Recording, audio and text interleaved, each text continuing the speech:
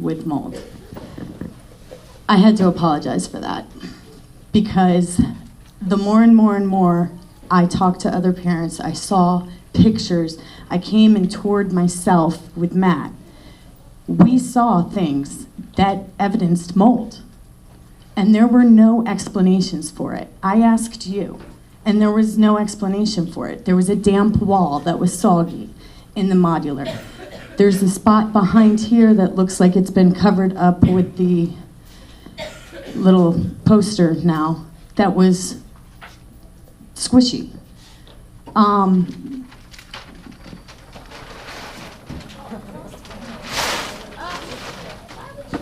Nice.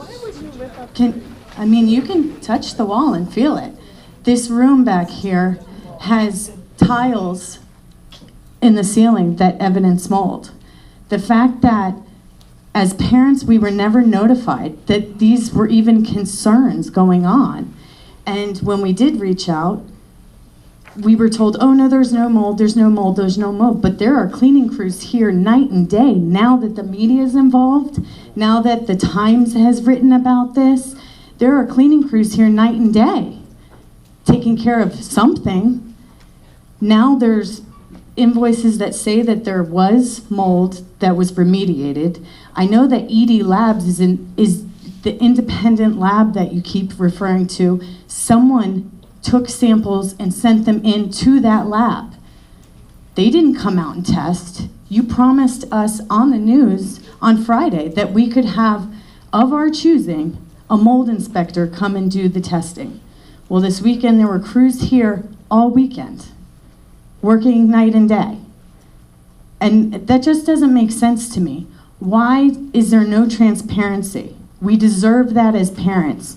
Yes, you've done a lot in creating Plato, but Plato is what Plato is because of the parents, because of the families, because of the staff, because of the students working their butts off. So for you to sit here and take all the credit for that, that's not fair.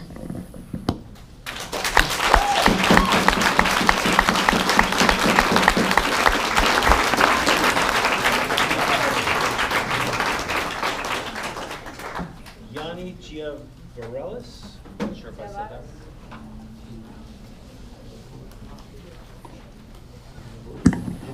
Good evening. Almost everybody knows me. I'm Yannis Giavaras, teacher of Greek language here. It's my third year I'm teaching in this school.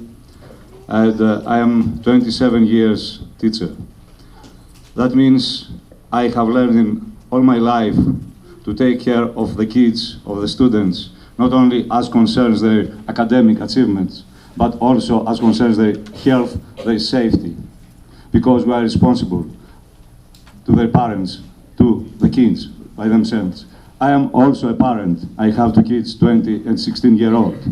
So, 3 years, this is the third year I'm teaching, I'm working in the middle school exclusively. I am the Greek teacher of the middle school.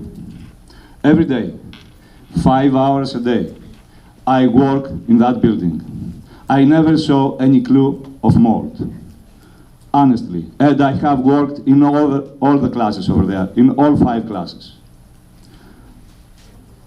Sometimes I detected a smell, and somebody said something about that smell. And I said, this smell doesn't have to do anything with the mold. It's the smell of the dirt.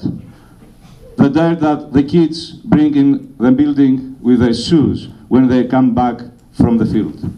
And especially the rainy days when the dirt is wet, then the smell goes higher. So I reported that, and I suggested to Mr.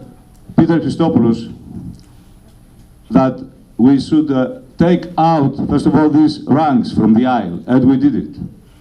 And I noticed the very next day that this smell had disappeared.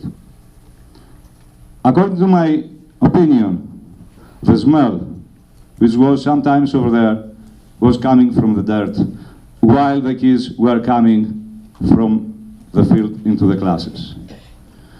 I would be the first person, if I would have noticed any mold clue, to report that. Because, as I said before, I take care for the kids. I'm interested for their health and safety. Please, parents, let us get back in teaching in calmness. We need calmness in this school. We want to be focused in our work with the kids, and these conditions are very uncomfortable. I hope everything will be solved in the best way, and all together we'll keep going united. Thank you.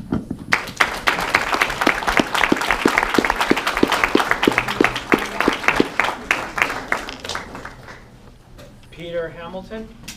My concerns have been addressed. I'm fine. I'm fine. Thank you. Thank you. Beth Allen.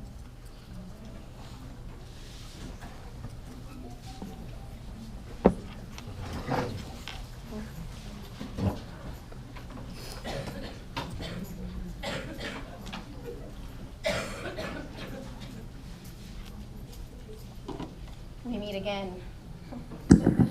Hi, everyone. I think I know most of you. My name is Beth Allen. I taught here for 4 years, 2 years here at the Largo campus, 4 overall with Plato. I just want to share with you a letter that I shared with a number of parents earlier in the year when questions started to be asked, and I also shared with media. So, Mr. Christopoulos, they may explain a little bit of your rumor mill that you believe to have surfaced.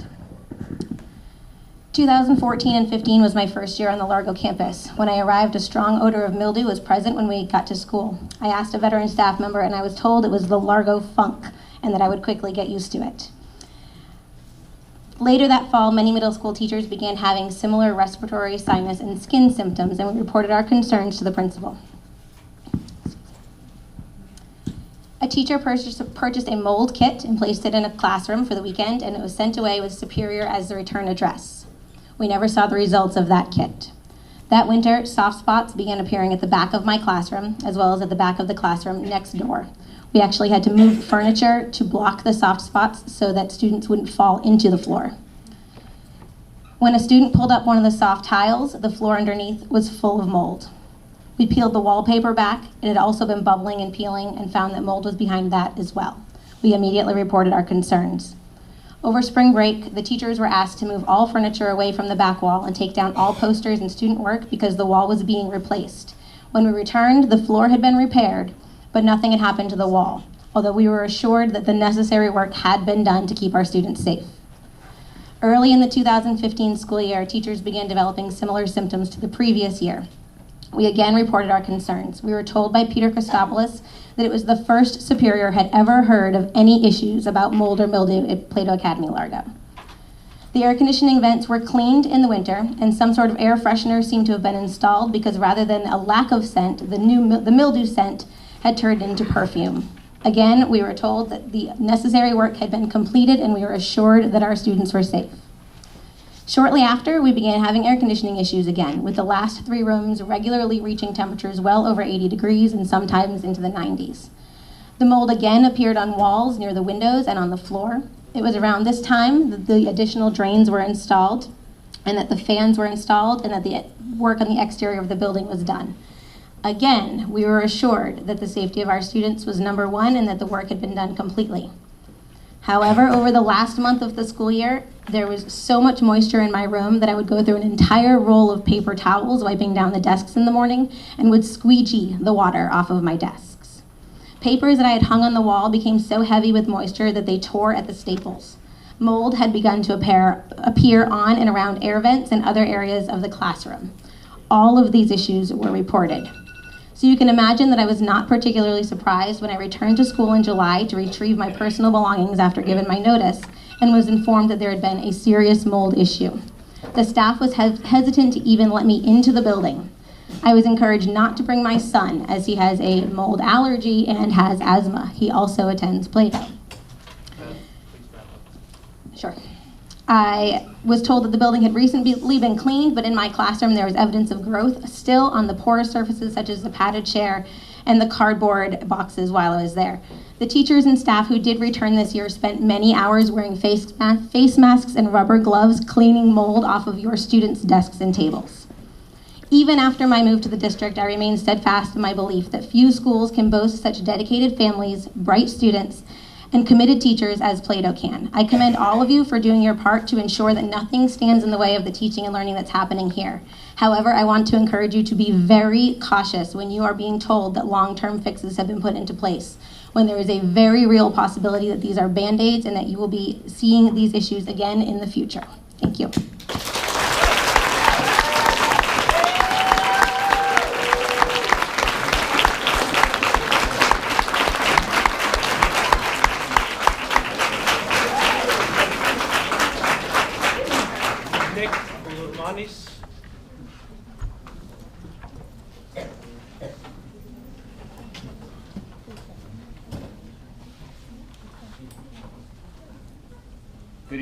Good evening, everyone. I'm standing before you not as an educator. And many families probably know me. I used to be the superintendent, the academic chair of all Superior schools, well, Plato Academy schools for that matter. And I was also the principal of Plato Academy Clearwater. As you can see on that paper, I did not put Superior schools as myself being a representative. How did I hear about this? Well, last week, I went home, sat down, and sort of listened to the news, read the article, and what I hear before us, we're divided. The culture that glued us together has been unglued. Many of us here will be for, and others will be against. We can never change. We will never change each other's mind. But there's one thing, faith. I believe three things in life. I believe that through fear, we create doubt. And through doubt, we create mistrust. This is the chain of events we all go through. I have been removed from Plato Academy schools for 3 years. But why should I come here? Why should I support a school where I don't actually play a role in? You know why? Because yes, I did put sweat and tears here. Yes, everyone here is part of its success of Plato. Families, children, teachers. Because Plato Academy becomes great when we're unified. Mold, I can't say if there was or there wasn't.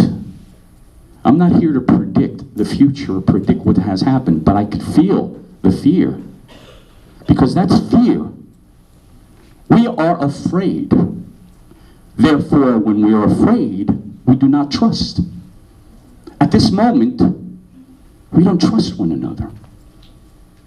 That is what separates us. Why did we become great? Have anybody thought about that? Why did our schools, all 7, are A schools? You ever thought about that? Think about it. We did not become A schools. Took us 3 years to happen. It's because our students, our teachers, us, in our heart, we're torn. Because yes, we say to ourselves, should we believe or we shouldn't? But you know who's going to answer the call? Our students. Because if our students didn't love this place, didn't feel safe, why would they succeed? I would have turned a blind eye. I would have said, Mom, take me home. Take me somewhere else. Wouldn't that be the cause? Because we are afraid. I am afraid. When I sat there watching and reading, I said, where's our culture? Maybe we're growing. We're becoming detached. What makes us great? It's the people. Leadership. Everybody has a role. I always believe that through a rumor, through fear, we will fall. we will fall. Why? Because we don't trust one another. We're hearing one side. I am hearing another side. I'm saying, who should I believe? I always say, faith. And again, thank you for your time. Because right now, I'm just a citizen. I'm not superior.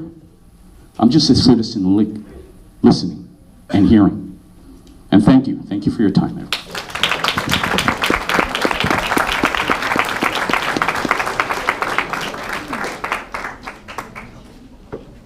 Taylor.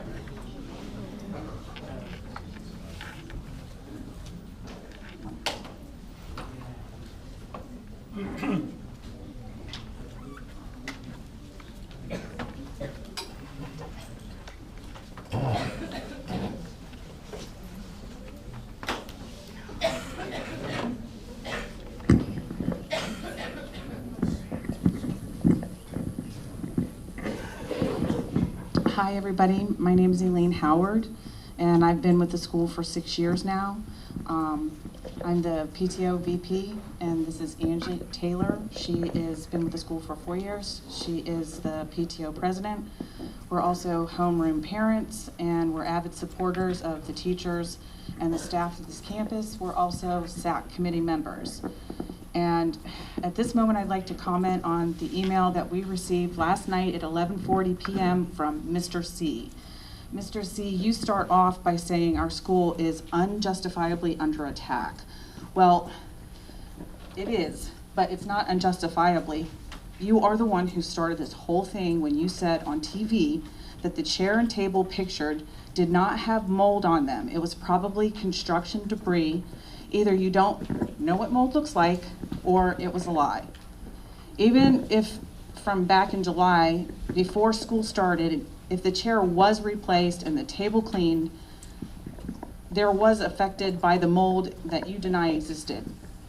So then why did you replace the chair? And why not just wipe it off with Lysol wipes as well? You were not honest about the situation, and then you took reactive measures to remedy the situation by having uncertified people do the work, like the staff working here. As you also state in your email, the school was built on the premise of collaboration between the school, parents, and community, all working together for the best interest of our students. Well, only some parents, middle school only,